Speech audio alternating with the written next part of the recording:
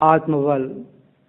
जीवन लक्ष्य की प्राप्ति के लिए मनुष्यों को सतत संघर्ष करना होता है।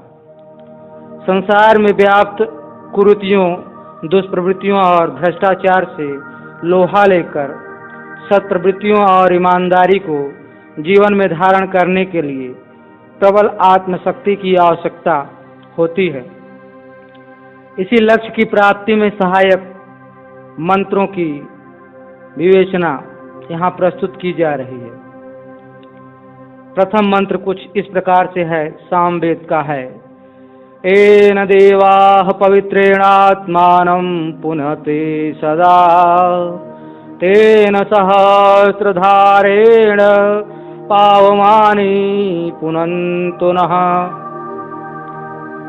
इस मंत्र का भावार्थ कुछ इस प्रकार से है। मनुष्य जीवन की सफलता इस बात में है कि वह आत्मिक और मानसिक दोषों को त्याग कर निर्मल और पवित्र बने, आत्मा मल विक्षेप और आवरण रहित बने। इसके लिए अनेक उपाय वेदों में वर्णित हैं। यह मानव जीवन हमें न जाने कितने पुण्य कर्मों के फलस्वरूप प्राप्त होता है। इसका सत्कर्मों में उपयोग करने से ही मनुष्य शाश्वत आनंद प्राप्त कर सकता है। वेद अनेकानेक नीति वाक्यों से भरे पड़े हैं और उन सब की यही शिक्षा है कि जीवन में मनुष्य का सदा उत्थान हो, वह कभी भी पतन की ओर न जाए। प्रत्येक मनुष्य का कर्तव्य है कि वह सभी दुर्गुणों का परित्याग करे। स्वार्थ, लोभ, मोह, अहंकार आदि के दानव सदैव आत्मा को घेरे रहते हैं। इनसे छुटकारा पाने के लिए दृढ़ इच्छा शक्ति की आवश्यकता होती है, तभी मन व आत्मा निर्मल और पवित्र हो पाते हैं। वेद मंत्रों में इच्छा शक्ति की दृढ़ता पर अत्यधिक बल दिया गया है। तब साधना, कठिन परिश्रम और मनोयोग से ही मनुष्य अपनी समस्त इच्छाओं की पूर्ति कर सकता है। महत्वाकांक्षा मनुष्य की जीवन शक्ति की परिचायक है, परंतु उसके साथ आत्मत्याग और बलिदान की भावना भी आवश्यक है। तप और साधना के द्वारा जब मनुष्य की ऐसी इच्छाएं पूर्ण हो जाती हैं, तभी वह परोपकार के कार्य करके अपना जीवन सफल कर सकता है। किसी व्यक्ति के जीवन की सफलता का परिणाम उसकी इच्छा शक्ति के माध्यम से और उसके विकास के अनुपात में ही होता है। प्रकृति की महान शक्तियां भी मानवीय इच्छा शक्ति के सामने पराभूत हो जाती हैं। संसार में सभ्यता का विकास, मनुष्य की समस्त गतिविधियां और भौतिक उपलब्धियां मानवीय इच्छा की ही अभिव्यक्तियां हैं। मनुष्य की यह इच्छा शक्ति चरित्र से उत्पन्न होती है और वह चरित्र कर्मों से गठित होता है। अतएव जैसा कर्म होता है, इच्छा शक्ति की अभिव्यक्ति भी वैसी ही होती है। यह बात हम सभी जानते हैं कि नैतिक जीवन बिताना लाभदायक है, फिर भी हम पाप कर्म कर डालते हैं और तत्पश्चात उनका दुखद फल हमें ही भोगना पड़ता है। कर्म फल से मुक्त होने का कोई मार्ग ही नहीं है। यह निर्विवाद है कि हमारे दैनंदिन जीवन की मूलभूत आपदाओं की जड़ किसी अपरिहार्य मूलभूत बुराई में नहीं, अपितु हमारे संकल्प की असफलता में निहित है, जो बुराइयों को छोड़ने नहीं देते।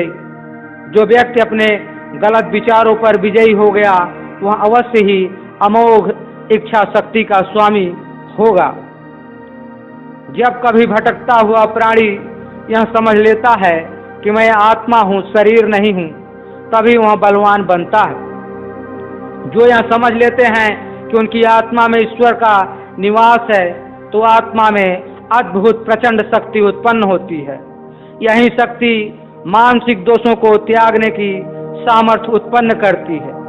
दुर्गुणों और दुष्प्रवृत्तियों से मुक्ति पाकर मनुष्य में सात्विक एवं दिव्य विचारधारा प्रवाहित होती है।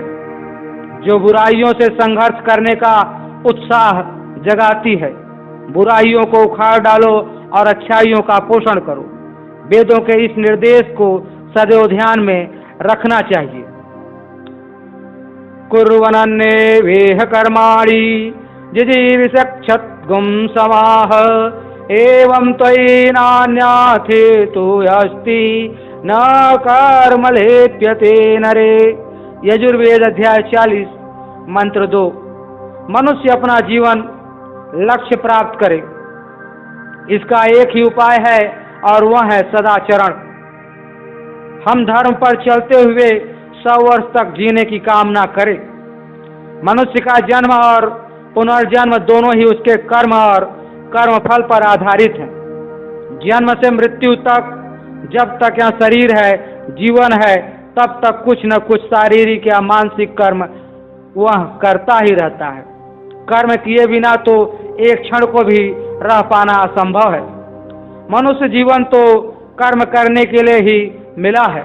यह बात अलग है कि वह कर्म सत्कर्म हो या कुकर्म। विज्ञान का यह सिद्धांत सर्वविदित है कि हर क्रिया की प्रतिक्रिया होती है। एक्शन का रिएक्शन कंपलसरी होता है। हर कार्य का एक परिणाम होता है। उसी प्रकार हर कर्म का कर्मफल भी होता है। सारा संसार निश्चित नियम व सिद्धांतों पर चल रहा है। परमेश्वर के इस जगत में अराजकता नहीं, वरन न्याय और अनुशासन का ही साम्राज्य है। उसने मनुष्य को इस संसार में लोकहित के कर्म करते हुए 100 वर्ष तक जीवित रहने का आदेश दिया है, परंतु वह लोकहित को भूलकर अपने स्वार्थ व अहंकार पूर्ति की दिशा में अपने कर्मों को नियोजित कर देता है और तदनुसार इस विकारग्रस्त पाप कर्म का फल भोगते हुए दारुण दुख प्राप्त करता है। मन में यह विचार उठ सकता है कि हम फिर किस प्रकार के कर्म करें। संसार के प्रति उपकार करने का क्या अर्थ है? हम संसार का भला आखिर करें ही क्यों? वास्तव में बात यह है कि ऊपर से तो हम संसार का उपकार करते हैं, परंतु असल में हम अपना ही उपकार करते हैं। दूसरों की भलाई में हमारी ही भलाई है। संसार की उन्नति में ही हमारी भी उन्नति है। प्रत्येक कर्म करते समय हमारा यही सर्वोच्च उद्देश्य होना चाहिए। यदि हम सदैव यह ध्यान रखें कि दूसरों की सहायता करना एक सौभाग्य है, तो परोपकार करने की इच्छा सर्वोत्तम प्रेरणा शक्ति के रूप में हमारे मानस पटल पर छाई रहेगी। इस प्रकार किए गए कर्म स्वार्थ रहित होने से निष्काम कर्म कहलाते हैं और उनकी सफलता और असफलता मनुष्य को न तो अहंकारी बनाती है और न ही दुख देती है, अपितु वह यही समझता है कि सफलता केवल यह सिद्ध करती है कि सफलता का प्रयास पूरे मन से नहीं हुआ। वह पुनः दुगने मनोयुग से कर्म करता है। इस प्रकार वह कर्म मनुष्य से लिप्त नहीं होता और न मनुष्य में कर्म के प्रति आसक्ति होती है। वह केवल अपना कर्तव्य समझकर ही पुरुषार्थ करता है। जब अपना कोई स्वार्थ नहीं होता तो आत्म सर्वभूतेषु की भावना बलवती होती है। सबके लाभ में ही अपना लाभ दिखाई देता है। संसार में जो भी सुख सुविधाएं हो उपलब्ध हों, उनका स्वयं ही उपभोग करने के स्थान पर आपस में बांटकर खाने में ही आनंद आता है। जगत को इसी प्रकार त्याग पूर्वक भोगने से अपने समस्त कर्मों को ईश्वरीय कार्यों में नियोजित करते रहने से वह कर्म कभी भी बंधनकारी नहीं होता। ऐसे निष्काम कर्म करने वाले ही संसार में श्रेष्ठ नर रत्न होते हैं। अतः मनुष्य को सदैव अनासक्त भाव से त्याग पूर्वक सत्कर्मों में ही अपना जीवन समर्पित करना चाहिए। जीवन लक्ष्य की प्राप्ति का यही एकमात्र उपाय है। उदोत्तमं मुग्धेनो विपासं मध्यमं स्वित अवाधमानी जीवसे। ऋग्वेद मंडल 1 सूक्त 25 मंत्र 21। पुत्रैषणा वित्तैषणा तथा लोकैषणा की भावना से हम उन्मुक्त हों, क्योंकि इनसे हमारी आत्मा पतित होकर दुख पाती है। संसार के सभी प्राणी सुख चाहते हैं और सदा यही प्रयत्न करते रहते हैं कि उनके सुखों में दिनों दिन वृद्धि होती जाए। भौतिकवादी संस्कृति में भांति भांति की सुविधा साधनों को एकत्र कर लेना ही सुख का आधार माना जाता है। नीति अनीति, उचित अनुचित किसी भी तरह से हो, संसार में सभी भोग्य पदार्थों को मनुष्य स्वयं ही हड़प लेना चाहता है। इस प्रकार विवेकहीनता से भोग विलास में निमग्न रहकर मनुष्य अंदर से खोखला हो जाता है और कंगाल और सुख भोगने की क्षमता ही गंवा बैठता है। सुख के अतिक्रमण में भी दुख है। भारत की आध्यात्मिक संस्कृति सुख से भी आगे संतोष एवं आनंद को महत्व देती है। सुख और संतोष में रात दिन आकाश पाताल जैसा अंतर है। सुख भौतिक है तो संतोष आध्यात्मिक। सुख भोग परक है तो संतोष अनुभूति परक है। मनुष्य सदैव आत्म संतोष और आनंद प्राप्ति की कामना करता है। कभी कभी उसे संतोष सुख की प्राप्ति से होता है और कभी सुख के त्याग से। किसी रोगी की सेवा में रात दिन एक कर देने में कितना ही कष्ट क्यों न हो, पर जिस आत्मिक संतोष की अनुभूति होती है उसका बखान नहीं हो सकता। वस्तुतः सुख साधनों पर उतना निर्भर नहीं करता जितना कि मन स्थिति पर। तभी तो हम देखते हैं कि साधन संपन्न व्यक्ति अधिकतर दुखी रहते हैं, जबकि अभावग्रस्त किसान मजदूर सदैव सुखी, प्रसन्न और प्रफुल्लित होते हैं।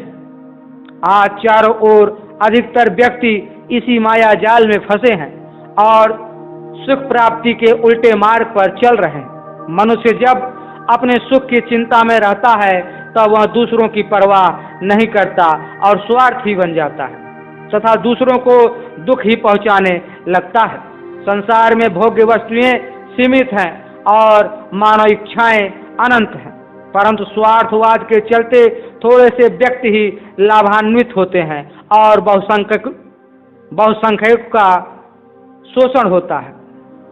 ऐसा आचरण करने वाले अनैतिक, अवसरवादी और समाज के शोषक माने जाते हैं।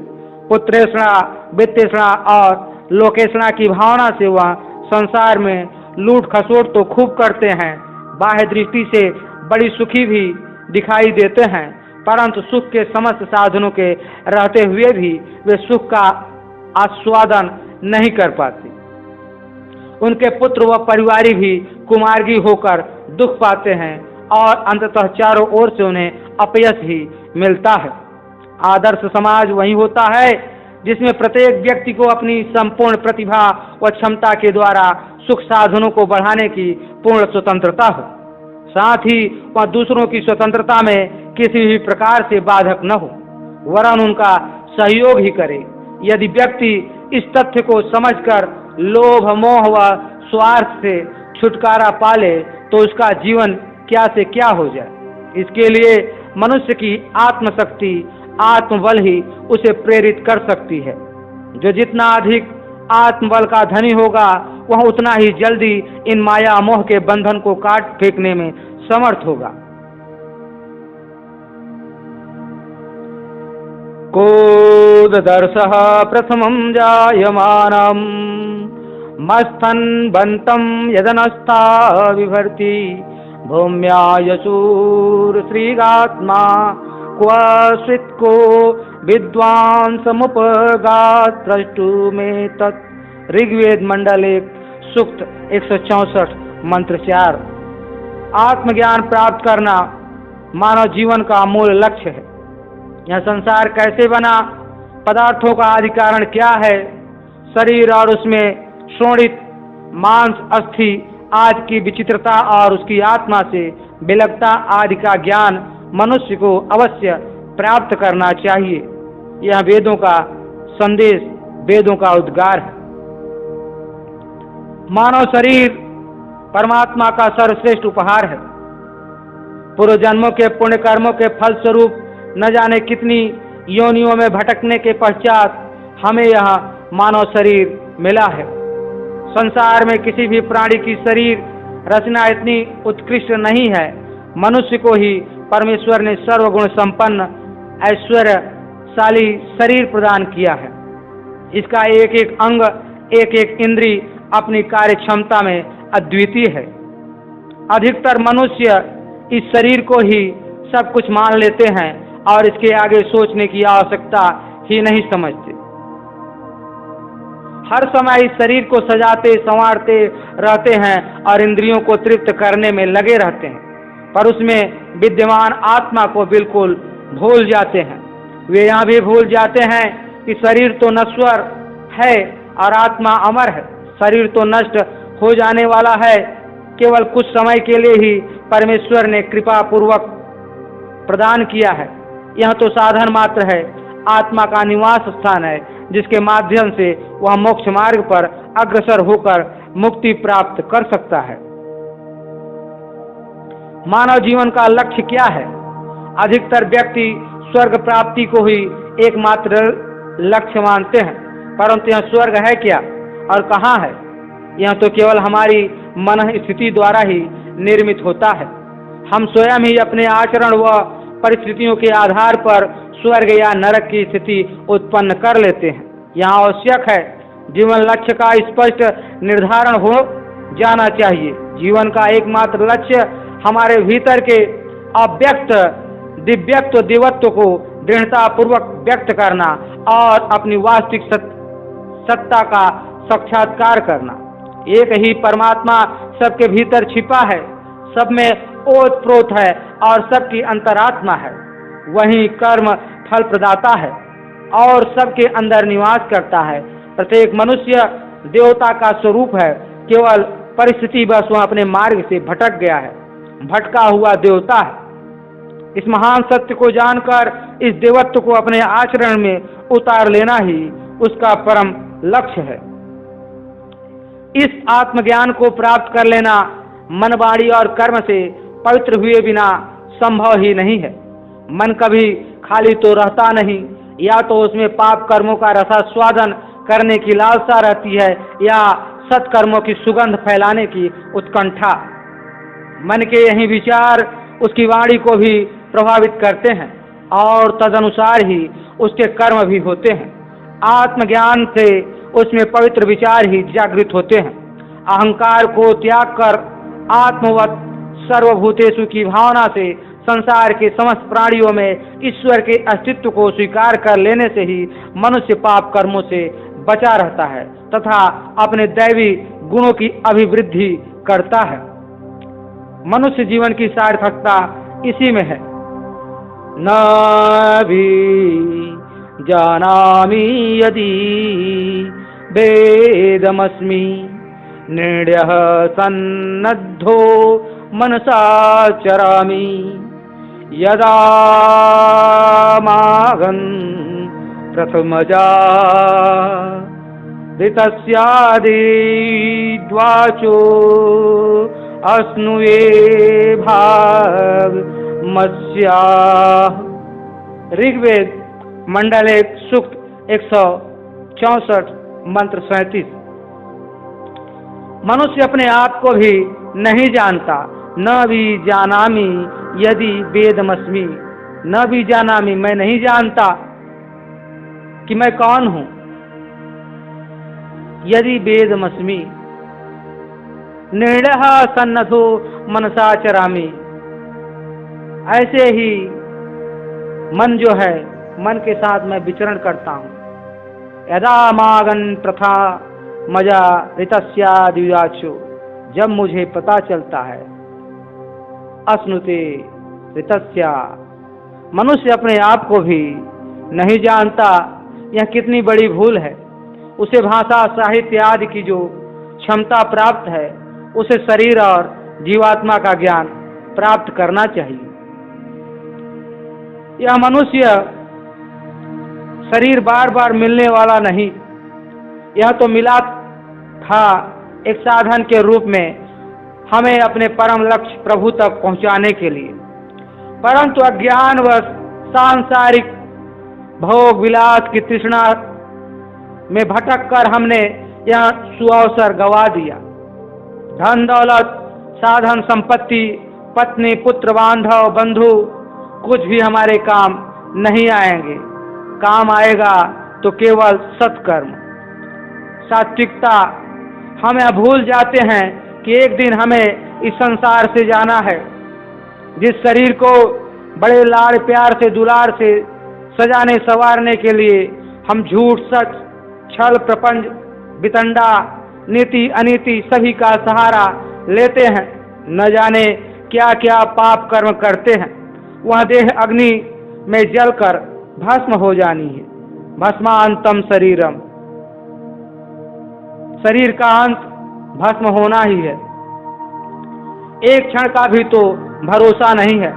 हमारा सारा ज्ञान विज्ञान प्रतिभा क्षमता शिक्षा विद्या सब भौतिक पदार्थों में ही उलझे हैं और इस शरीर के भीतर बैठे इस शरीर के स्वामी आत्मा को हम भूल गए हैं। यह आत्मा ही तो परमात्मा का अंश है, पर उसे न जानने से हम अंधेरे में भटक कर सदा दुख ही पाते हैं।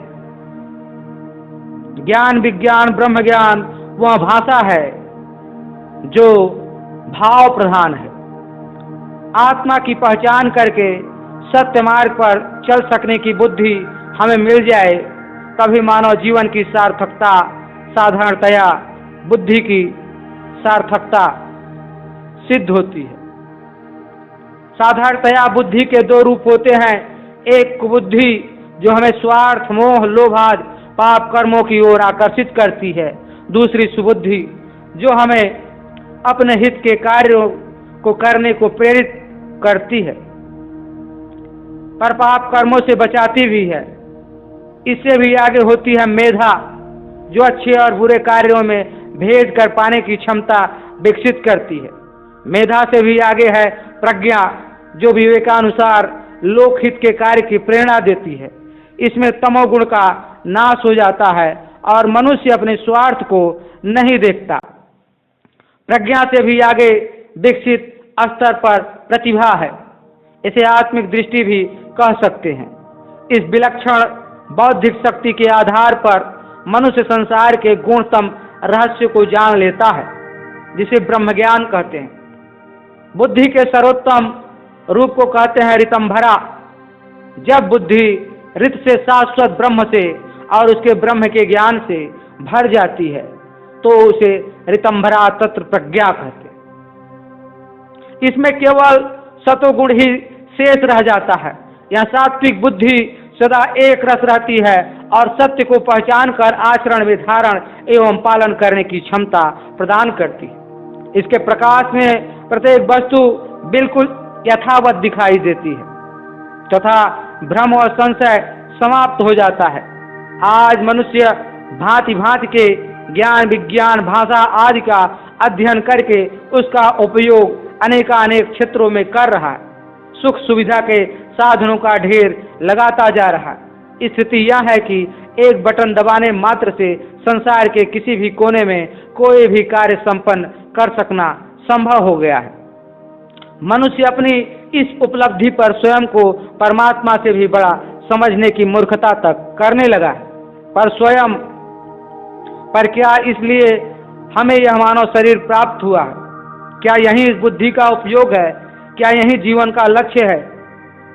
हमें अपनी बुद्धि का विकास करते हुए मानव जीवन के वास्तविक लक्ष्य को पहचान कर उसी ओर अग्रसर होना चाहिए, जैसा कि मंत्रों का आदेश है। अपाम मध्ये तस्थीवांसम तिड़ा विदज जरितारम मृडासु छत्रम मृडय। ऋग्वेद मंडल 7 सूक्त 89 मंत्र 4। दुख का प्रमुख कारण है मनुष्य का ज्ञान। अपाम मध्ये तस्थि वांसाम तृष्णा विद जरितारम। जराने वाली जो तृष्णा है मानव जीवन के अंदर अपाम मध्य त स्थिता वांसम स्थित है, वास करती है। जिसके अंदर यह तृष्णा वास करती है वह मानव चेतना को जलाने वाली है, साक्षात उसे चितास्थ करती है, अर्थात चिंता की अग्नि में जलाता है। आज संसार में हर प्रकार की भौतिक समृद्धि और धन धान्य की प्रचुरता है, फिर भी मनुष्य पहले से अधिक दुखी रहता है। इसका मूल कारण है कि वह अपनी वास्तविक जीवन पद्धति को भूल गया। हमारे जीने का लक्ष्य क्या है? अधिकतर लोग इस बात से ही अनभिज्ञ हैं। धन कमाने की होड़ में मनुष्य पागलों की तरह दौड़ भाग करता है, पर इस सब का प्रयोजन क्या है, इसे वह नहीं जानता। जीने का असली मकसद ही पता नहीं, बस खाओ पियो और मौज करो का भौतिकवादी सिद्धांत ही सर्वत्र व्याप्त है। यही मनुष्यों के दुख का मूल कारण है। परमात्मा ने संसार में ऐश्वर्य के, सुख संतोष के सभी साधन संजोए हैं, परंतु मनुष्य अपनी कामनाओं व इच्छाओं की पूर्ति में उलझा रहता है और सच्चे सुख का रसास्वादन ही नहीं कर पाता। उसकी आत्मा अमूल्य ज्ञान रत्नों का भंडार है, पर अज्ञानवश मनुष्य उसे पहचान नहीं पाता और भिखारी के समान दीन दुखी जीवन बिताता है। अमृत के सागर में रहकर भी वह प्यास से मरा जा रहा है। पानी में मीन प्यासी की स्थिति है। ऐसी विषम स्थिति से छुटकारा पाकर आनंदमय जीवन यापन का मार्ग तभी मिल सकता है जब आत्मज्ञान हो जाए, और आत्मज्ञान से ही ब्रह्म का ज्ञान संभव है। आत्मा को पहचानने के लिए प्रबल विवेक शक्ति और दृढ़ संकल्प की आवश्यकता होती है। आत्मा को अर्थात स्वयं को जानना ही अमरत्व है। शाश्वत शांति प्राप्त करने के लिए आत्मा को प्रेम करना होगा। संसार में अपनी आत्मा से अधिक कोई भी किसी को प्रेम नहीं करता। कोई भी वस्तु तभी तक हमें प्रिय लगती है जब तक वो हमारी आत्मा के अनुकूल है। जब वह हमारी आत्मा के प्रतिकूल होती है, हम उसे त्यागने को तैयार हो जाते हैं। आत्मबल का विकास होने पर मनुष्य ऐश्वर्यवान बनता है। वह कभी पराजित नहीं होता। आत्मबल की सत्ता विजय है और आत्मबल का अभाव पराजय है।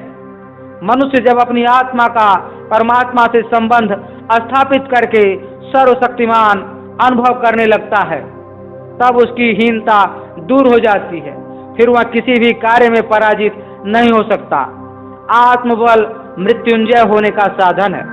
इसका आश्रय लेकर मनुष्य यशस्वी एवं तेजस्वी हो जाता है तथा उसकी शारीरिक व मानसिक शक्तियों में आश्चर्यजनक वृद्धि हो जाती है। मनुष्य जब तक इस तथ्य को समझ नहीं लेता, वह ईश्वर की परम पवित्र सत्ता से भी जुड़ नहीं पाता। परमात्मा की दिव्य सत्ता की न तो उसे अनुभूति होती है और न ही उसका सहयोग प्राप्त हो पाता है। उसके कर्मों पर किसी का भी नियंत्रण नहीं रहता और लोभ मोह स्वार्थ आदि के मकड़ जाल में फंसकर उसका जीवन का सर्वनाश के मार्ग पर लुढ़कने लगता है। यह ज्ञान ही उसकी समस्त व्याधियों का स्रोत है जो उसकी प्रगति में बाधक बनती है। हमें इसलिए अज्ञान को त्याग कर आत्मबल के विकास का प्रयास निरंतर करते रहना चाहिए। यही आत्मबल की साधना है। न पापाशो मनामहे नारायाशो न जलहवः यदि न निवन्द्रं वृषणं सचासुथे सखायं कृण्वामहे। ऋग्वेद मंडल 8 सूक्त 61 मंत्र 11। अंतःकरण यदि मलिन और अपवित्र बना रहे तो परमात्मा की उपासना भी फलवती नहीं होगी। अतः ईश्वर की उपासना निष्पाप हृदय से ही करें या फिर किया जाता है। संसार में ईश्वर के विषय में लोगों के भिन्न भिन्न धारणाएं हैं। कुछ तो ईश्वर को मानते ही नहीं, कुछ कहते हैं कि वह यदि है तो दिखाई क्यों नहीं देता। अरे विद्युत के तारों में से विद्युत प्रवाहित होकर बल्ब में प्रकाशित होती है, पर वह विद्युत हमें कहाँ दिखाई देती? क्या तारों में विद्युत की उपस्थिति को हम नकार सकते हैं? ईश्वर की सृष्टि का सृष्टा नियंता है, पालक है, उसकी उपासना में ही हमारी भलाई है।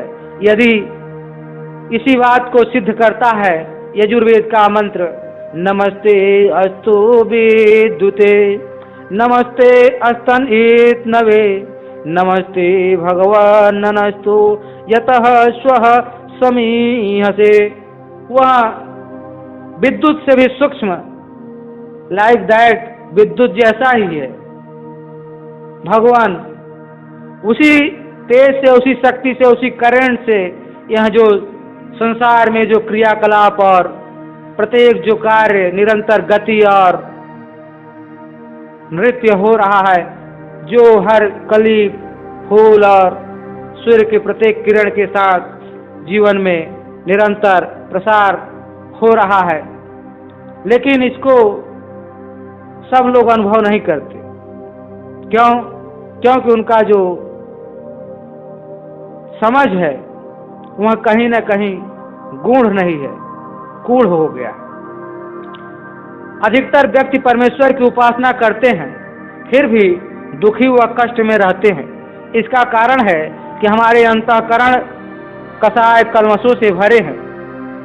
हमारा अंतःकरण शुद्ध, निर्मल और पवित्र नहीं है।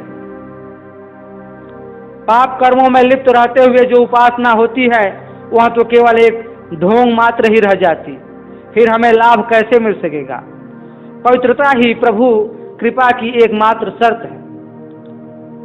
परमपिता परमेश्वर तो हमारा सर्वश्रेष्ठ मित्र और सखा है, पर हम अपने को निष्पाप और उदार बनाकर खुले दिल से तो उससे मिलते ही नहीं, फिर वह हमें अपनी मित्रता के अमृत की हमारे ऊपर वर्षा कैसे करे?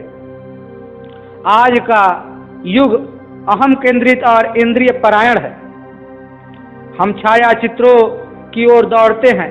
एक भयानक थोथेपन ने हमें जकड़ रखा है।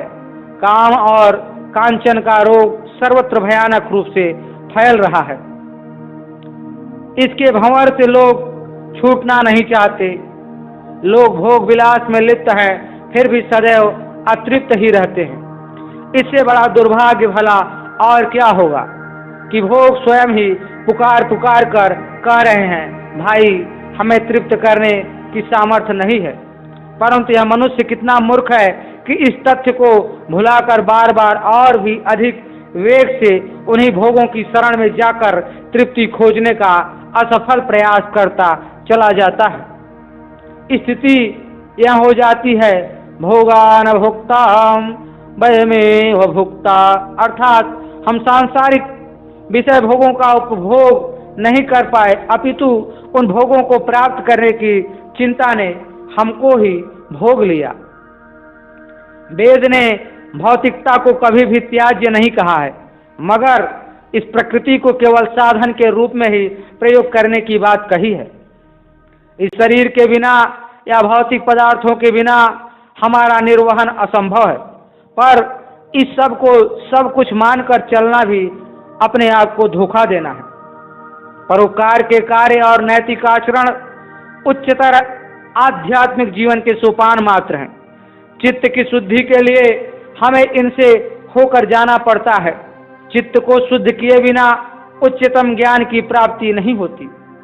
मन के कोनों में जो मैल भरा है उसे दूर करने के लिए दृढ़ नैतिक आचरण, निस्वार्थ भाव से दूसरों के हित के लिए किए गए कार्य, स्वाध्याय और आध्यात्मिक साधनाएं आवश्यक है। हृदय में दिव्य ज्ञान का प्रकाश इसी राह से अवतरित होता है। इस दिव्यता की आभा का तेज हमारे कसाय कलमश सहन ही नहीं कर पाते और स्वतः ही दूर भाग जाते हैं। उनके रिक्त स्थान की पूर्ति सद्गुणों से होने लगती है। यह सब दृढ़ आत्मबल से ही संभव है। न वाहु मां वृजने वारयन्ते, न पर्वतासो यदहं मनस्ये, मम स्वनात् क्रुधो कर्णो भयात् एवेदनु द्युन्नीकरणः स्वमेजात्। ऋग्वेद मंडल 10 सूक्त 27 मंत्र 5। हे मनुष्यों, तुम्हारी आत्मविश्वास की शक्ति बड़ी प्रबल है। तुम्हारा आत्मबल अकाट्य है। तुम्हारे निश्चय को कोई मिटा नहीं सकता। साधारण विघ्नों की तो बात ही क्या, बड़े बड़े पर्वत तक तेरी राह रोक नहीं सकते। तू सूर्य से भी अधिक बलवान है। संसार में यदि कोई सबसे बड़ी शक्ति है तो वह है आत्मशक्ति और आत्मबल। आत्मशक्ति प्रसुप्त को जगाती है, अतीन्द्रिय क्षमताओं को उभारती है तथा भौतिक समृद्धि के अर्जन की क्षमता प्रदान करती है। उसी के बल पर जीवन निर्वाह के सारे क्रियाकलाप होते हैं। सुविधा सामग्री को जुटाने तथा उनका सुनियोजन करने का मार्ग प्रशस्त होता है। अपना तथा औरों का भला करने की एक सीमित सामर्थ्य ही बुद्धि के सहारे अर्जित करना संभव है, किंतु आत्मबल के मजबूत बलबूते ऊंचा उठने आगे बढ़ने की ऐसी प्रखरता प्राप्त की जा सकती है जिसे मात्र अपना ही नहीं समस्त संसार भर का उत्थान अभ्युदय भी संभव हो सके। साधन संपन्न व्यक्ति में भी यदि आत्मशक्ति का अभाव है तो वह सुख भोग नहीं पाते, किंतु आत्मबल के धनी इसी जीवन में स्वर्ग मुक्ति का परमानंद प्राप्त करते हैं और परमात्मा के साथ तादात्म्य स्थापित करके निरंतर जीवन लक्ष्य की ओर बढ़ते रहते हैं। हम साधारणतः बाह्य दृष्टि से इस शरीर को ही देखकर सब कुछ समझते हैं, परंतु हमारा जीवन तो शरीर, प्राण, मन, बुद्धि और चित्त आत्मा के पांचों कोषों से निर्मित होते हैं। यह आत्मा उस परम ब्रह्म परमात्मा का ही अंश है और सदैव नर से नारायण की ओर बढ़ने में ही प्रयासरत रहती है। उस आत्मा की शक्ति अपरिमित है, उतनी ही जितनी संसार के रचयिता विराट परमेश्वर में है। इस तथ्य पर विश्वास करने को ही आत्मविश्वास कहते हैं। आत्मविश्वास की गरिमा से परिपूर्ण मनुष्य एक बार जो निर्णय कर लेता है तो संसार की कोई शक्ति उसे डिगा नहीं सकती है। आत्मविश्वास के बूते ही हनुमान ने समुद्र लांघ गए थे। इसके जागृत हो जाने पर अर्जुन ने महाभारत में विजय प्राप्त की थी। वर्तमान में मानव की जितनी भी उपलब्धियां हैं सब दृढ़ इच्छा शक्ति का ही परिणाम है। मनुष्य हिमालय की चोटी पर पहुंच गया, आकाश में उड़ता फिरता है, समुद्र की गहराई में खोज करता है। यह सब केवल उसके आत्मविश्वास की प्रबल शक्ति का ही चमत्कार है। समस्या केवल यही है कि मनुष्य न तो आत्मा को पहचानता है और न ही परमात्मा को। वह सांसारिक मृग मरीचिका के पीछे भटकता फिरता है और दुख पाता है, पर उस परम सत्य को जानने का प्रयास ही नहीं करता। आत्मा तथा परम आत्मा का आभास भी प्राय अधिकतर मनुष्यों को नहीं होता। यह जागृति लाने का साधन क्या है? अपनी आत्मा की प्रचंड शक्ति को पहचान कर उसकी ऊर्जा से अपनी वह संसार की सुख समृद्धि में वृद्धि करने का मार्ग क्या है? वह है केवल ईश्वरी सत्ता में परम आस्था, श्रद्धा और विश्वास। इस विश्वास आस्था के दृढ़ हो जाने पर सदैव हमें अपनी आत्मा में ही परमेश्वर की उपस्थिति का अनुभव होता रहता है। उसकी उपस्थिति हमें स्वतः ही सत्कर्मों की ओर प्रेरित करती रहती है। आत्मबल ईश्वरी सत्ता का ही पर्याय है। श्रद्धाम देवाम यजमानाम वायु गोपा उपासते श्रद्धा हृदया कुत्या श्रद्धया विंदते वसु। ऋग्वेद मंडल 10 सूक्त 151 मंत्र 4। श्रद्धा हृदय की उच्च भावना का प्रतीक है। इससे मनुष्य का आध्यात्मिक जीवन सफल होता है और वह धन प्राप्त कर सुखी होता है। श्रद्धा हमारे जीवन की सबसे कोमल, सबसे प्रिय और सबसे मधुर एवं सर्वश्रेष्ठ अनुभूतियों में से सर्वोत्कृष्ट अनुभूति है। जीवन में उन्नति के 3 सोपान होते हैं: श्रद्धा, विश्वास और प्रेम। श्रद्धा के सामने सब कुछ संभव है। विश्वास कठिन कार्य को भी सरल कर देता है और प्रेम से तो उसे सरलतम बना देता है। जीवन में इस तीन सद्गुणों को धारण करने का तथा आचरण में अभ्यास करने से मार्ग सभी विपत्तियों और कष्टों से मुक्त हो जाता है। श्रद्धावान व्यक्ति प्रत्येक कार्य में सफलता प्राप्त करता है। तुलसीदास ने भी अपने इष्ट की वंदना में कहा है, श्रद्धा विश्वास रूपिणो, कहकर ही कीर्ति और रामचरितमानस जैसे महान लोकोपयोगी ग्रंथ को लिखने में सफल हुए थे। मीरा ने श्रद्धा के बल पर ही पत्थर में भगवान पैदा कर लिए थे, जो उसके हिस्से का विस्पान भी कर गए। रामकृष्ण परमहंस ने श्रद्धा से ही काली को अपने साथ भोजन करने को विवश कर लिया था। श्रद्धा से ओतप्रोत मनुष्य अपने जीवन में जो भी कार्य करता है उसमें सफलता अवश्य ही प्राप्त होती है। श्रद्धा का सहारा मनुष्य जीवन का सबसे सबल सहारा होता है। माता पिता और गुरु के प्रति श्रद्धा, धर्म और सदाचार के प्रति श्रद्धा तथा अपने कर्म के प्रति श्रद्धा जीवन में प्रगति के मुख्य आधार है। इसी से मनुष्य का आत्मविश्वास विकसित होता है और संकल्प की दृढ़ता बढ़ती है। आलस्य एवं प्रमाद दूर भाग जाते हैं और संपूर्ण मनोयोग से संकल्प पूर्ति का मार्ग प्रशस्त होता है। उसके सामने सबलता और संपदा का दम्भ भी चूर चूर हो जाता है। कैसी भी विपत्ति क्यों न हो, कितनी ही विषम परिस्थितियां क्यों न हो, कुछ भी तो मार्ग में बाधक नहीं हो पाता। श्रद्धा और विश्वास के संयोग से मन में प्रसन्नता का जन्म होता है। प्रसन्न हृदय मनुष्य उस सूर्य के समान होता है जिसकी किरणें अनेकों हृदयों के शोक रूपी अंधकार को भगा देती हैं और उन्हें भी प्रसन्नता से भर देती हैं। प्रसन्नता तो चंदन है, दूसरों के माथे पर लगाइए तो आपकी उंगलियां अपने आप महक उठेंगी। हमें सदैव अपने हृदय में श्रद्धा की ज्योति प्रज्वलित रखनी चाहिए। श्रद्धा की ज्योति जगाए बिना हमें कोई भी कार्य पूरा नहीं कर सकते। हमारे जीवन में श्रद्धा ओतप्रोत हो, हम श्रद्धा रहित होकर कोई भी कार्य न करें, अपितु प्रत्येक कार्य श्रद्धा पूर्वक करें। स तु दीर्घकालेन नैरंत सदकार सेवितो दृढ़भूमि। जिस भी कार्य को हम श्रद्धा पूर्वक निरंतर लंबे समय तक करते हैं उसमें हमें प्रबल दृढ़ता प्राप्त हो जाती है, वह हमें सिद्ध हो जाता है। संध्या पूजन करें तो श्रद्धा पूर्वक हमारे जीवन में हर समय हर घड़ी प्रतिभल प्रतिक्षण 24 घंटे श्रद्धा देवी का ही राज्य का विस्तार हो और राज्य विद्यमान हो। श्रद्धालु बनने से धन, बल, विद्या, यश सभी कुछ मिलता है। प्रत्येक कार्य में सफलता मिलती है, ऐश्वर्य मिलता है। हम कभी भी श्रद्धा का दामन न छोड़े, परंतु अंधश्रद्धा व अंधविश्वास से सदैव बचे रहें। अपनी विवेक बुद्धि से उचित अनुचित का निर्णय करें और जो उचित लगे उसे ही श्रद्धा पूर्वक माने।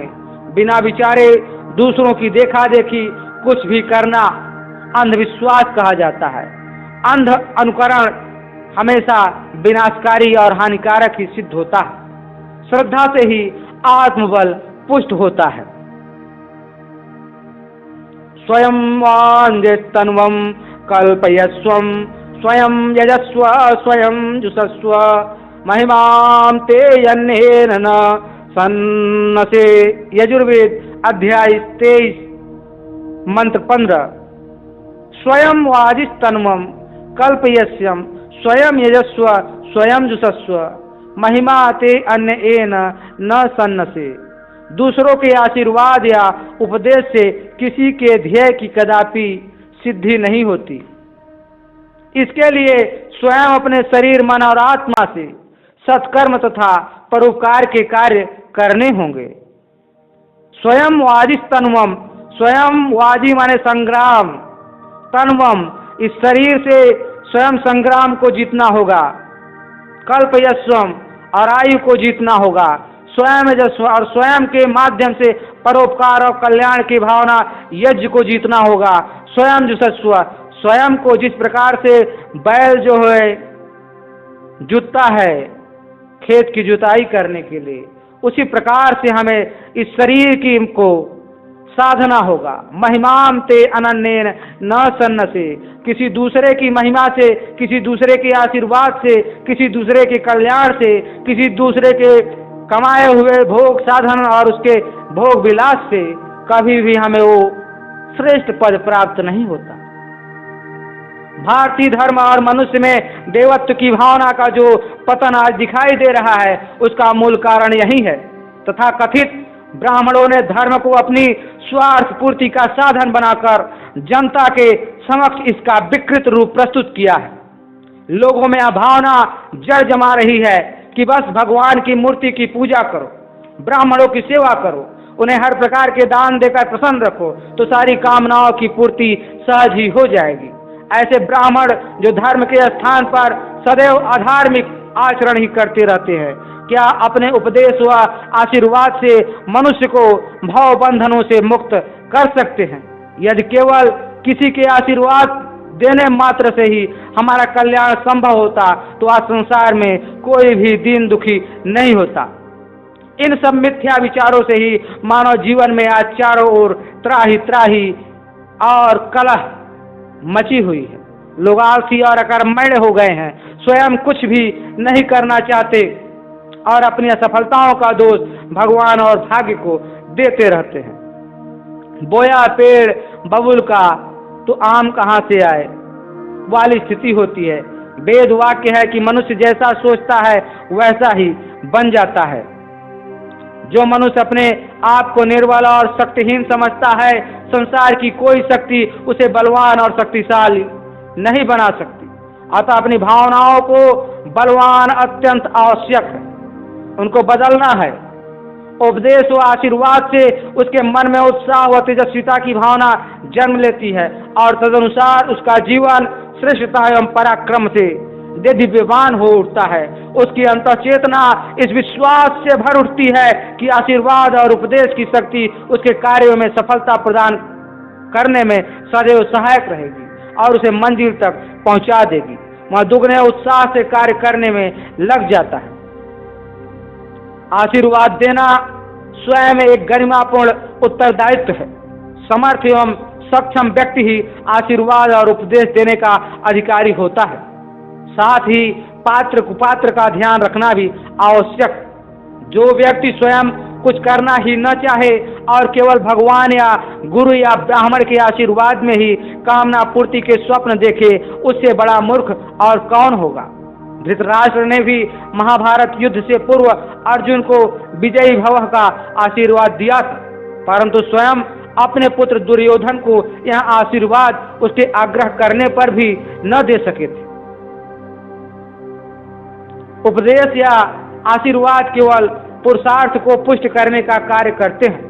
आशीर्वाद देने वाले के प्रति यदि हमारी सच्ची श्रद्धा है तो हमारे मन में अपूर्व उत्साह जागृत हो जाता है तथा कार्य की सफलता के प्रति पूर्ण विश्वास रहता है। इस प्रकार हमारे शरीर, मन और आत्मा एक रस होकर सत्कर्मों तथा परोपकार के कार्यों में लगते हैं और देवत्व की भावना का विकास होता है। या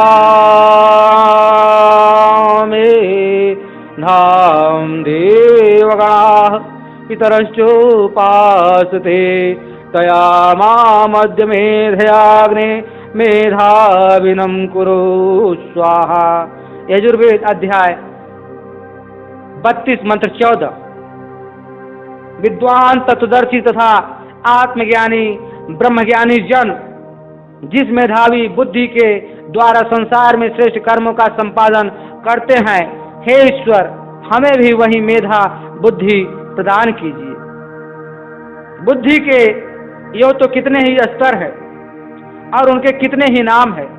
अक्लमंदी, चतुरता, होशियारी, सूझबूझ, तीक्ष्ण बुद्धि, दूरदर्शिता आदि भी बुद्धि विशेष के अर्थ में प्रयुक्त होते हैं। आमतौर पर मस्तिष्क बल को ही बुद्धि कहते हैं। जिसका मस्तिष्क अधिक बलवान है, अधिक सूक्ष्म है और अधिक स्फूर्तिमान है, उसे बुद्धिमान कहते हैं। परंतु यह परिभाषा बहुत अधूरी है। कितने ही व्यक्ति बड़े ही चालाक एवं धूर्त होते हैं और अपनी बुद्धि का प्रयोग बदमाशी, मक्कारी व धोखेबाजी के लिए करते हैं। ऐसी बुद्धि तो बेकार की चीज है और संसार में हर कहीं आसानी से मिल सकती है। क्या इसी निकृष्ट वस्तु के लिए हम भगवान से प्रार्थना करें? संसार में सफल होने के लिए, सुमार्ग पर चलने के लिए बुद्धि अत्यंत आवश्यक है। बुद्धि द्वारा मनुष्य हर क्षेत्र में सफलता प्राप्त करता है। बुद्धिरस्य बलम तस्य, जिसकी बुद्धि है उसका बल है। हम परमपिता परमेश्वर से ऐसी बुद्धि प्रदान करने की कामना करते हैं जो शुद्ध और पवित्र, निर्दोष तथा हमें सन्मार्ग में प्रेरित कर सके, जो हमें कुमार्गों से बचाकर सुमार्ग पर ले जा सके।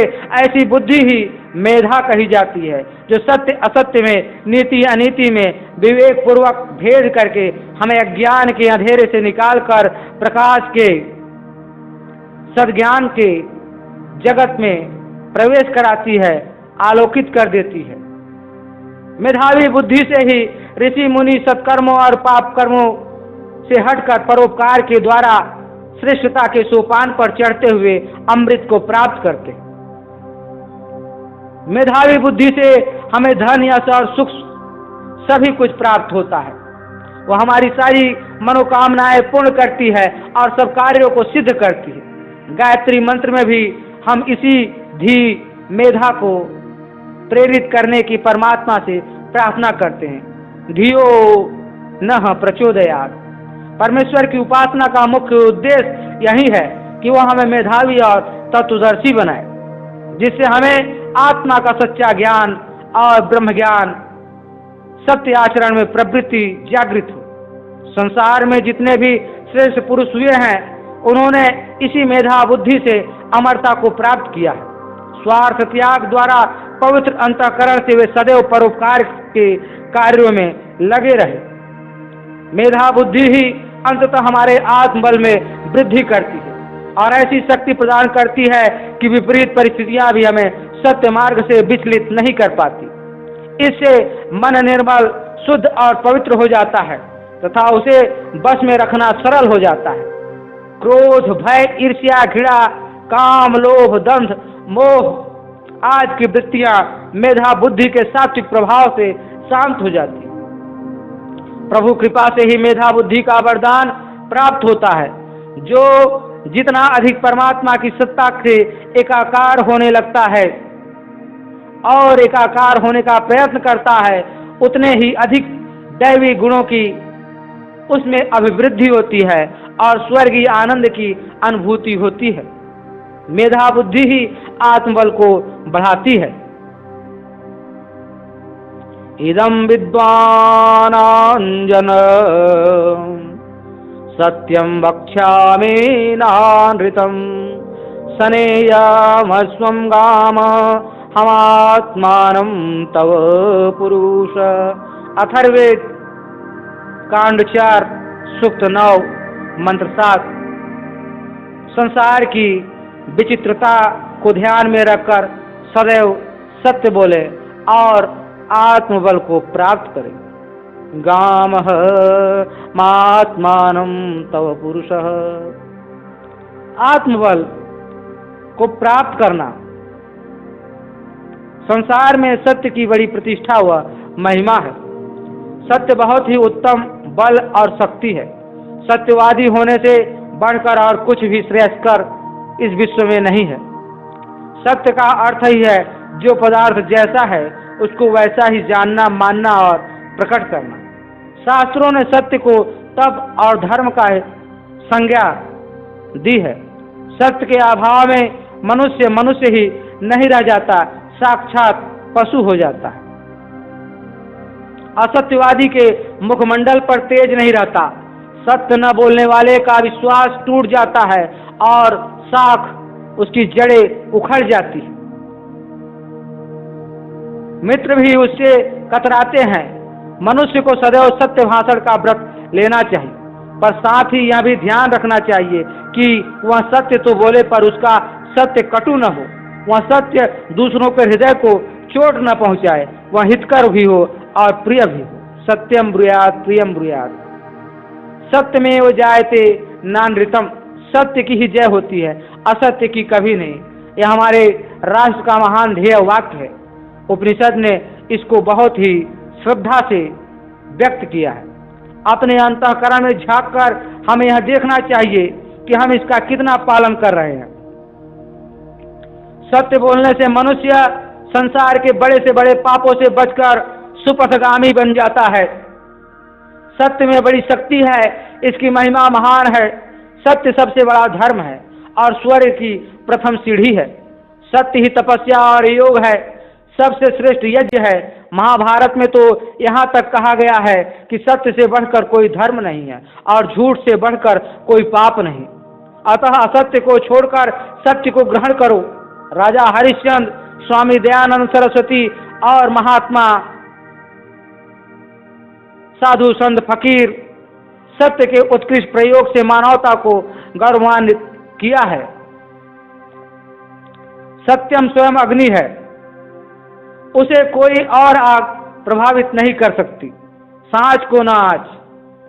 यह अग्नि दोषों को जला देती है और मनुष्य के अंतःकरण को शुद्ध, निर्मल और पवित्र बनाती है। इसी से इसे पावक भी कहते हैं। असत्यवादी के झूठे आक्षेप सत्यवादी पर प्रभावी नहीं हो पाते।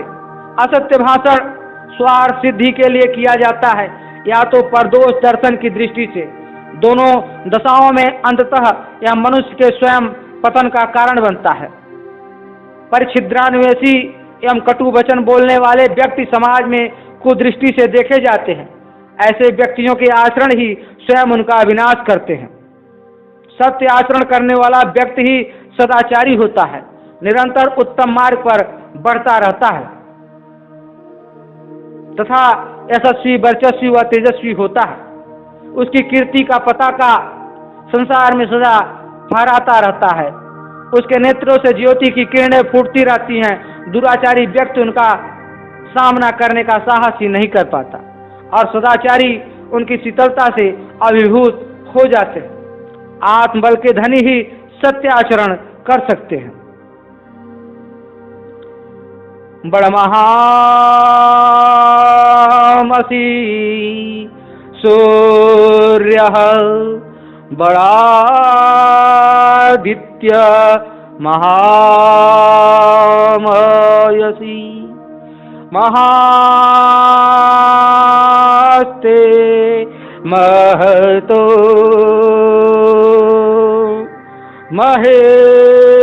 महेमां त्वमां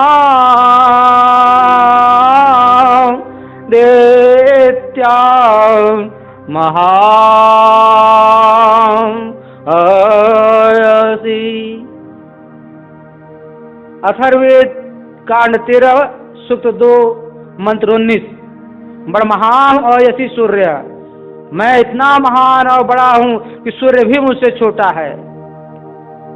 बड़ा आदित्य महामसी, आदित्य जो सूर्यों के मंडल है समग्र जगत, समग्र विश्व ब्रह्मांड में, उन सबसे बड़ा महामसी। महास्ते महतो महिमा त्वामा दित्या महामसी, और मेरी महिमा का ही गुणगान यह सारे आदित्य कर रहे हैं, अर्थात सारे सूर्य कर रहे हैं। वह ईश्वर कैसा है? हे मनुष्यों, तुम्हारी आत्मा सूर्य के समान तेजस्वी, प्रकाशमान एवं महान है। अपनी शक्ति को तो पहचानो, देखो तुम्हारी महिमा कितनी विशाल है। आत्मा और परमात्मा के बीच बड़ा ही घनिष्ठ संबंध है। यह जो आत्मा हमारे शरीर में विराजमान है, उस परम ब्रह्म परमेश्वर का ही अंश, उसी की सत्ता सभी प्राणियों में विद्यमान है। हम यह भी कह सकते हैं कि भगवान ने अपने प्रतिनिधि के रूप में आत्मा को भेजा है, जो इस शरीर के माध्यम से सदैव देवत्व की ओर अग्रसर होती रहती है। यह हमारा दुर्भाग्य ही है कि अज्ञानवश हम अपनी आत्मा को ही भूल बैठे हैं और कलाश कसाय क्लेशों कलमशों के ढेर में उसे दबा रखा है। जिस प्रकार सूर्य सारे संसार को तेज, प्रकाश, ऊर्जा व जीवन प्रदान करता है, उसी प्रकार हमारी आत्मा की महानता भी कम नहीं है। आत्मा को इंद्र भी कहा गया है। अहम इंद्रो न पराजिज्ञे, मैं इंद्र हूँ और मैं कभी पराजित नहीं होता। आत्मा की शक्ति अपरिमित है। जिसमें आत्मिक बल है वह कभी पराजित नहीं होता। आत्मबल की सत्ता में ही विजय है और उसके अभाव में पराजय है। मनुष्य जब अपनी आत्मा और परमात्मा के संबंध को श्रद्धा व विश्वास पूर्वक स्वीकार कर लेता है तब वह स्वयं को सर्वशक्तिमान अनुभव करने लगता है और उसकी हीन भावनाएं दूर हो जाती हैं। वह फिर किसी भी कार्य में पराजित नहीं हो सकता। आत्मबल मनुष्य को मृत्युंजय बना देती है। आत्मबल एक आंतरिक ज्योति है। आत्मा की शक्ति रोग शोक आदि दोषों को जलाकर नष्ट कर देती है। पवित्र कर्मों के फलस्वरूप आत्मा के दोष दूर हो जाते हैं और अंतःकरण में उसकी ज्योति प्रकट हो जाती है। यह ज्योति आत्मिक शक्ति के रूप में प्रकट होती है जो दोषों को नष्ट करती है। इसके कारण हृदय में दुर्गुणों का प्रवेश बंद हो जाता है। एक महान शक्ति है जो मनुष्य में स्फूर्ति और ओज लाती है तथा बड़े से बड़े कार्य करने की सामर्थ्य उत्पन्न करती है। वज्र के समान यह बड़े से बड़े विघ्नों को नष्ट करके असंभव को भी संभव बना देती है। आत्मिक बल को अस्म वर्म मेयसी कहा है, अर्थात यह मेरा पत्थर का कवच।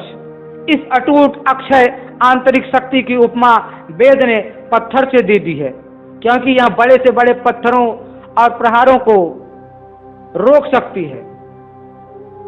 आत्मिक शक्ति अजेय और अघर्षणीय है। यह पाप और पापी दोनों को नष्ट कर देती है। आत्मबल वाला व्यक्ति कभी जीवन में दास या पराधीन नहीं हो सकता। मनुष्य यशस्वी होता है और समाज में अग्रणी बनता है। यह हमारा कर्तव्य है कि अपनी आत्मा की प्रचंड शक्ति को पहचाने, सतत आत्मनिरीक्षण करते हुए आत्मा के ऊपर छाए कसाय कलमशों को कालिकों को दूर करते रहें, जिससे हमारा जीवन आत्म प्रकाश से आलोकित होकर तेजस्वी और दीर्घ वर्चस्वी बने। आत्मा की यह शक्ति संसार के असंभव कार्यों को भी संभव बना सकती है। परमात्मा की शक्ति के बाद यदि कोई शक्ति है तो वह हमारी आत्मा की शक्ति है। अपनी शक्ति को पहचानना ही ईश्वर की उपासना है। आत्मदर्शन से जीवन लक्ष्य की प्राप्ति होती है।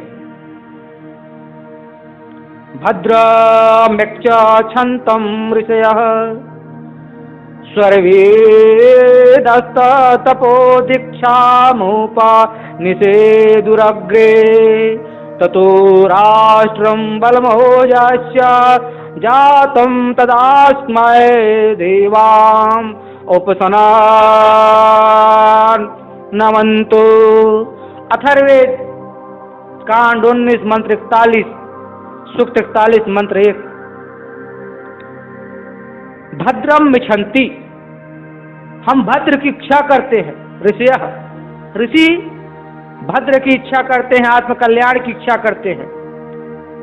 ऋषि अर्थात रि जो ऋत से भरा हुआ है, शाश्वत ज्ञान से भरा हुआ है। स वह प्राणी मानव चेतना, वह चैतन्य पुरुष जो शाश्वत ज्ञान से भरा हुआ है वह ऋषि है। और ऋषि हमेशा कल्याण की इच्छा से भरा हुआ है। स्वर्विदस्तपो दीक्षामुपन्निषे दुरग्रे ततो राष्ट्रम बलो मोजस्य, उसी का राष्ट्र आत्म कल्याण की इच्छा करने वाले पुरुष को पहले तप की दीक्षा, स्वर्विदस्तपो तप की दीक्षा दी जाती है। इससे शरीर बल, मनोबल, पद प्रतिष्ठा मिलती है और सुख प्राप्त होता है, राष्ट्र का उत्थान होता है। संसार के सभी महापुरुषों ने तप करने पर बड़ा बल दिया है। जीवन में अधिक से अधिक सुख और आनंद प्राप्त करने के लिए तप आवश्यक है। परंतु तप है क्या? आजकल तप के नाम पर पाखंड बहुत हो रहा है। अपने शरीर को तरह तरह से कष्ट देने का नाम तप नहीं है। तप का अर्थ है धर्म, सत्य और न्याय मार्ग पर चलते हुए जो विघ्न बाधाएं और कष्ट आए उन्हें सहते हुए आगे ही आगे बढ़ते जाना। तप का अर्थ है भूख प्यास, सर्दी गर्मी, सुख दुख, मान अपमान, हर्ष शोक को संभाव से सहन करना। तप का अर्थ है भोजन वस्त्र व्यायाम विश्राम अध्ययन आदि सभी बातों में आवश्यकता के अनुकूल आचरण, जैसे शरीर पूर्ण स्वस्थ रह सके। गीता के अनुसार तप 3 प्रकार के हैं: शारीरिक तप, वाणी का तप और मानसिक तप। शरीर से हम गुरु, ब्राह्मण, विद्वान आदि का पूजन करें, नम्र और विनीत बने, पवित्र और स्वच्छ हों, आंख, कान, हाथ, पांव, जिह्वा आदि सभी इंद्रियों को बस में रखें, किसी भी प्राणी को कष्ट न पहुंचाएं। वाणी से हम दूसरों को कष्ट देने वाली और चुभने वाली बात न कहें, सदा सत्य बोलें पर कटु सत्य न बोलें, प्रिय और मीठा बोलें, उत्तम ग्रंथों का अध्ययन और चिंतन मनन करें। मन हम प्रसन्न रखें, शांत रहें, मौन रहें, मन का निग्रह करें और अंतःकरण को पवित्र रखें। यह मानस तप है। मनुष्य के क्षुद्र स्वार्थ इससे उच्च भावना के विरोधी हैं। अतः ऋषियों को मनुष्यों में इस भावना के जमाने में बड़े कष्ट सहने पड़े, बड़ी बड़ी तपस्याएं करनी पड़ी, परंतु वे दृढ़ संकल्प का व्रत ग्रहण किए हुए थे, दीक्षित थे, मानो इसी प्रयोजन से जन्मे थे। अतः उन्होंने अपना व्रत पूर्ण किया। उनका अपना कुछ भी स्वार्थ न था, केवल लोक कल्याण के लिए ही तप का अनुष्ठान किया था। अधिकांश लोगों में यह भ्रम है कि तपस्या घोर घने जंगलों में ही होती है, जिसमें भूखे प्यासे रहकर शरीर को सुखा दिया जाता है। यह विचार पूरी तरह से असत्य और आधारहीन है। सत्य तो यह है कि संसार में रहते हुए विपरीत परिस्थितियों से जूझने का नाम ही तपस्या है। इससे शरीर, मन और आत्मा की शक्ति बढ़ती है। तप का वास्तविक अर्थ यही है कि मनुष्य अपने व्यक्तिगत स्वार्थों को त्याग दे, सब एक दूसरे का भला चाहे और उनमें सामुदायिक भले की भावना उत्पन्न हो। सब व्यक्तियों में उत्पन्न इस भावना की मूर्ति ही राष्ट्र है। ऐसे तपस्वी नागरिकों की ऊर्जा ही राष्ट्र को बलवान बनाती है और तेजस्वी बनाती है। भागीरथ जैसे ऋषियों के तप के प्रभाव से यह भारत राष्ट्र स्वर्गादपि गरीयसी कहलाया और संसार में सोने की चिड़िया की उपाधि से विभूषित हुआ। समाज और राष्ट्र के हित में अपना सर्वस्व निछावर कर देना ही तप है। हम भी तप के वास्तविक अर्थ को अपने दैनंदिन जीवन में उतार कर उन्नति के शिखर पर विराजमान हो सकते हैं। आयुतो अहमय युतो आत्मा युतो मे चक्षुरा युतम मे श्रोत्रम युतो मे प्राणो आयुतो मे अपानो आयुतो मे व्यानो आयुतो अहम सर्वः। अथर्ववेद कांड 19 सूक्त 51 मंत्र 1। मैं अकेला ही 10,000 के बराबर। मेरा आत्मबल, प्राणबल, दृष्टि और श्रवण शक्ति भी 10,000 मनुष्यों के बराबर है।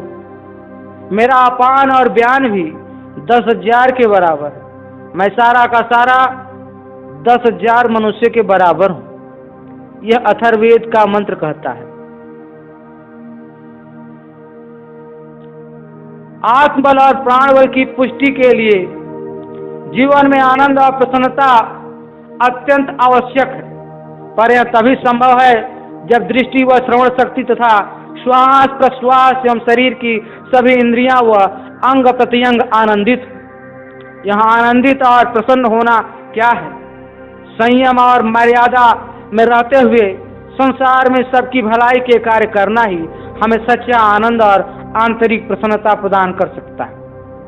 नैतिक साधना द्वारा जब शरीर बलवान हो, मानसिक समरसता हो, कामनाओं का आध्यात्मिककरण हो और ईश्वर के प्रति आत्मसमर्पण के द्वारा एक निश्चित मानसिक स्थिति पैदा हो, तो फिर सर्वत्र आनंद ही आनंद रह जाएगा और यही अंततः परमानंद की प्राप्ति में सहायक होगा।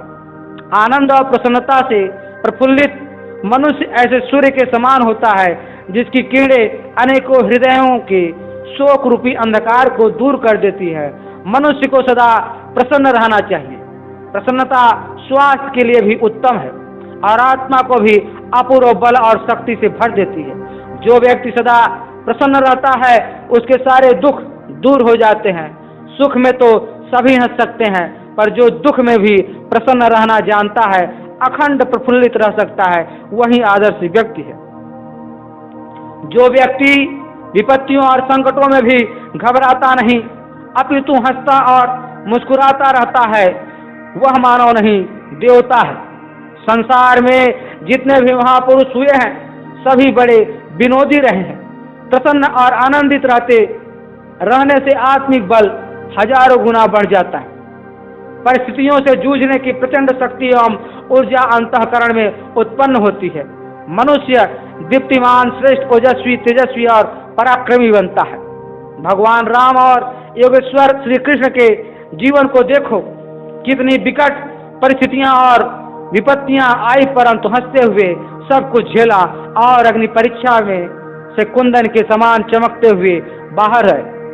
महर्षि दयानंद सरस्वती, स्वामी विवेकानंद, श्री बाल गंगाधर तिलक, महामना पंडित मदन मोहन मालवीय आज वर्तमान युग के महापुरुषों ने भी इस आंतरिक प्रसन्नता से प्राप्त ऊर्जा के आधार पर ही वह कार्य किए हैं जो हजारों लाखों व्यक्तियों के लिए भी संभव नहीं है।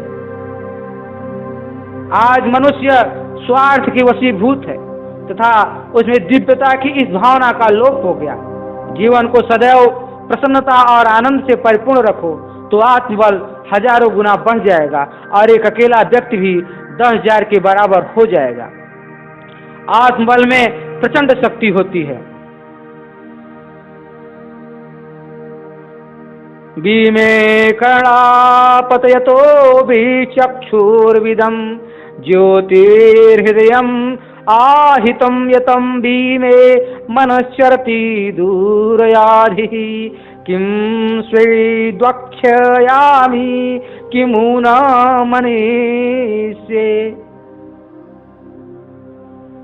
बीमे कर्णापतयतो चक्षुर्विदम ज्योतिर्हृदयम् आहितं यत बीमे मनश्चरति दूर आधि किम स्वीद्वीक्ष्यामि किमु नु मनीष्ये। मनुष्य की इंद्रियां कभी एक ही दिशा में स्थिर नहीं रहती, अवसर मिलते ही अपने विषयों की ओर दौड़ती हैं। इसलिए मनुष्यों को चाहिए कि वे इंद्रियों की विषय लोलुपता के प्रति सदैव सावधान रहें। मन का निग्रह सभी के लिए आवश्यक है। आत्मोन्नति चाहने वाले प्रत्येक व्यक्ति से इसका गहन संबंध है। आंतरिक जीवन के अनुशीलन के लिए और धर्म के व्यवहारिक क्षेत्र में सफलता के लिए इस समस्या से जूझना ही पड़ता है। मन का नियंत्रण किए बिना व्यक्ति अथवा समाज के गुणात्मक विकास का बुनियादी काम कभी भी सुचारू रूप से संपन्न नहीं हो सकता। धार्मिक क्षेत्र में तो मन को एकाग्र रखना बड़ा ही कष्ट साध्य होता है। आंख बंद करके जप या ध्यान के लिए बैठते ही सभी इंद्रियां मानो विद्रोह करने को मचलने लगती हैं। आंख, कान, नाक जरा सा संकेत पाते ही विचलित होकर इधर उधर भागने लगते हैं और मन तो न जाने कहां कहां के विचारों को अपनी पिटारी में से निकाल कर बैठ जाता। भगवान का नाम लेने में जरा भी ध्यान नहीं लगता।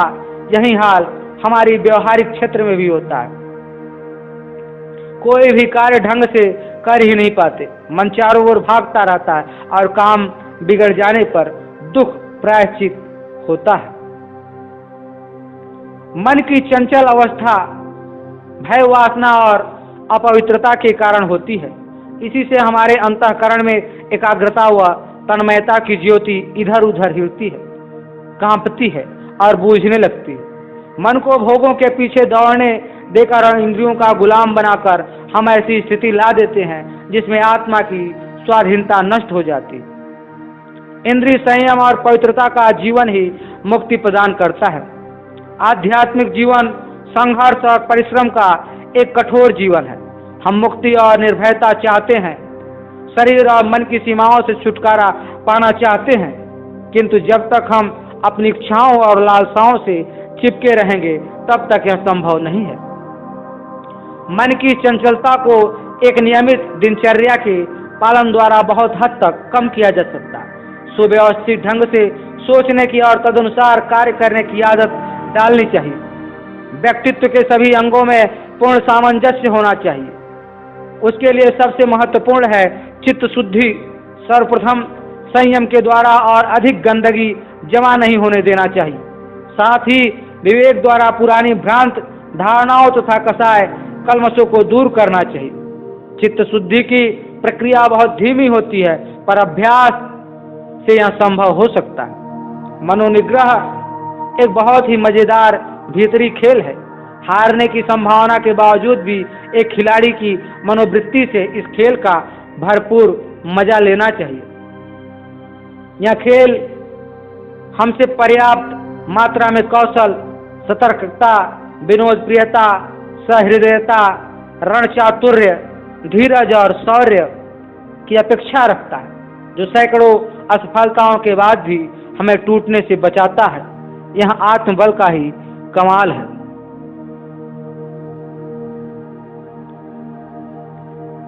अपहि मनसस्पते अयम ग्रामं परश्चरम परो निरृत्या आत्याक्ष बहुता जीवतो मनः।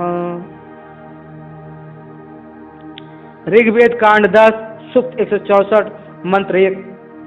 मैं अपने कुविचारों को सदैव दूर रखूंगा, इनसे अपना विनाश नहीं करूंगा। मेरे मन की शक्ति और सामर्थ्य अपार है, इसे बर्बाद नहीं करूंगा। संसार में हम जो भी कार्यकलाप देखते हैं, मानव समाज में जो भी गति हो रही है, हमारे चारों ओर जो कुछ हो रहा है, वह सारा का सारा केवल मन का ही खेल है। यह सब कर्म द्वारा ही नियमित होता है। कोई भी कर्म सर्वप्रथम मन में विचार रूप में जन्मता है। इस विचार पर आंतरिक चिंतन मनन होता है और फिर उसे कार्य रूप में परिणत करने की इच्छा शक्ति जागृत होती है। तब मनुष्य वह कार्य करता है। उसके कर्मों से अंततः उसके चरित्र का निर्माण होता है। जीवन पर अपनी पकड़ बनाए रखने का एक ही उपाय है, उचित और गहन चिंतन। आजकल हम सब मुक्ति का चिंतन और प्रशंसा करते नहीं घाते।